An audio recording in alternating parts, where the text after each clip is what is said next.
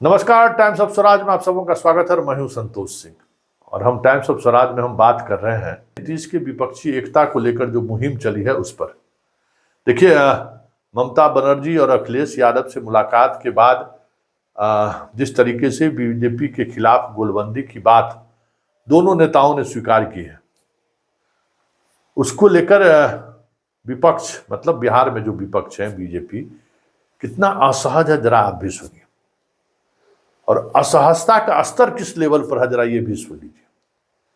मतलब आप समझ सकते हैं कि इस मुहिम के बाद किस स्तर पर असहजता है बीजेपी के अंदर।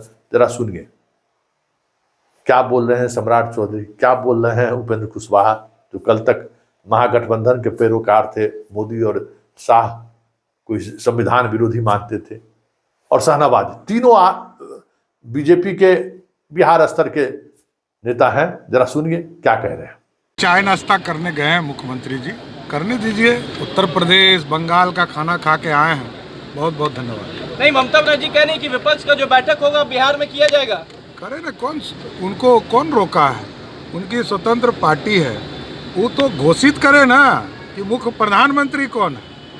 ये तो पता ही नहीं चल रहा है। जैसे हम लोग कहते हैं ना कि 24 में हमारा प्रधानमंत्री का उम्मीदवार नरेंद्र मोदी जी है और 25 में भाजपा की सरकार बनेगी। ये कहता हूँ, इनको दम है किसी राजनेता को, इन पार्टियों का, तो उसको बताए कि प्रधानमंत्री कौन होगा, किस पार्टी का नेता प्रधानमंत्री होगा।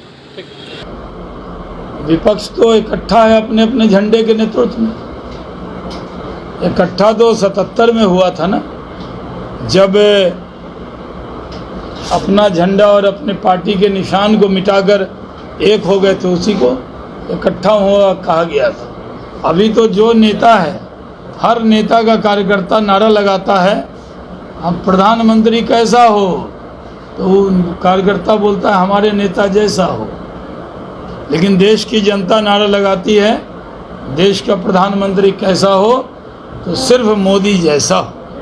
तो नरेंद्र मोदी जी 2024 में अपार बहुमत से जीतेंगे और फिर से तीसरी बार देश के प्रधानमंत्री बनेंगे।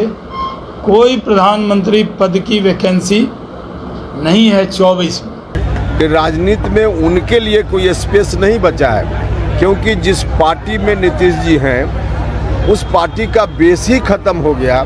जब अपना ही आधार नहीं है तो दूसरी जगह लोग क्या साथ देंगे उनको।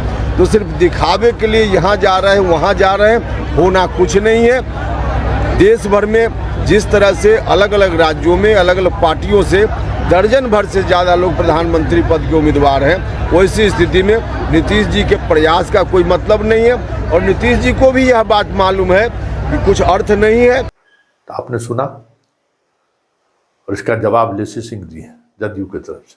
जरा वो भी पहले सुन लीजिए। कौन क्या कहता है राजनीति में, सभी लोग अपने अपने हिसाब से बोलते रहते हैं समय समय पर। इसलिए अभी जो देश की हालात है, देश की जो देश में जो समस्या है, देश में जो बेरोजगारी है, भूखमरी है, जो लोग परेशान हैं, त्रस्त हैं केंद्र की सरकार के रवैये से, अभी ज़रूरत है कि सभी विपक्ष के जितने भी दल हैं उनको एकजुट करके जो अभी केंद्र की सरकार है उसको कैसे सत्ता से बेदखल किया जाए, ये हमारे नेता माननीय मुख्यमंत्री जी कर रहे हैं। हमारे माननीय मुख्यमंत्री जी कभी किसी के लिए कोई अपशब्द नहीं कहते हैं, और कौन क्या बोलते हैं, कब क्या बोले हैं, वो तो रिकॉर्ड हम लोग के पास है नहीं। लेकिन हमारे नेता न किन्हीं कोई भी राजनेताओं के खिलाफ, कोई भी चाहे विरोधी दल के भी राजनेता हो, कोई इस तरह का अपशब्द या कुछ मर्यादा पूर्ण बात ही करते हैं। और हमारे नेता में वो क्षमता है कि सबको एकजुट करेंगे, और हम लोग तो चाहेंगे, हम लोग जैसे कार्यकर्ता की देश की बागडोर हमारे नेता को मिले, हम लोग कार्यकर्ता हैं, हमारे नेता ऊंचाई पर पहुँचे। लेकिन हमारे माननीय मुख्यमंत्री जी कह चुके हैं कि हम कोई प्रधानमंत्री के दावेदार नहीं है, लेकिन हम विपक्षी नेताओं को एकजुट। तो आपने सुन लिया कि लेसी सिंह ने क्या जवाब दिया। लेकिन इन सब के बीच एक बड़ा सवाल है। वो सवाल है कि नीतीश के इस विपक्षी एकता मुहिम को लेकर बीजेपी का तेवर तल्ख क्यों है और बयानबाजी इस स्तर पर क्यों पहुंच गया, ये एक बड़ा सवाल है। क्या वाकई में बीजेपी घबराई हुई है? क्या वाकई में नीतीश कुमार और महागठबंधन का जो तोड़ है वो नहीं मिल रहा है?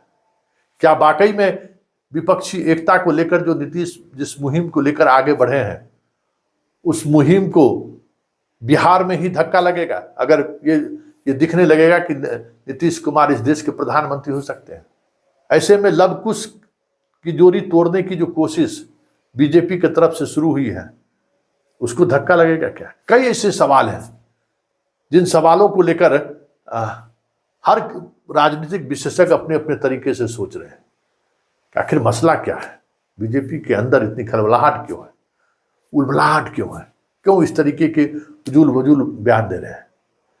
अधिकांश लोगों की यही राय है कि विपक्षी एकता को लेकर नीतीश ने जो मुहिम चलाई है और जिस तरीके की स्वीकार्यता मिल रही है हमें, ऐसे में बिहार में पहली बार पीएम बनने का एक माहौल अगर बना कि नीतीश पीएम बन सकते हैं तो जो 17 सीटें हैं बीजेपी का, उन सीटों को बचाए रखना बीजेपी के लिए बड़ी चुनौती होगी।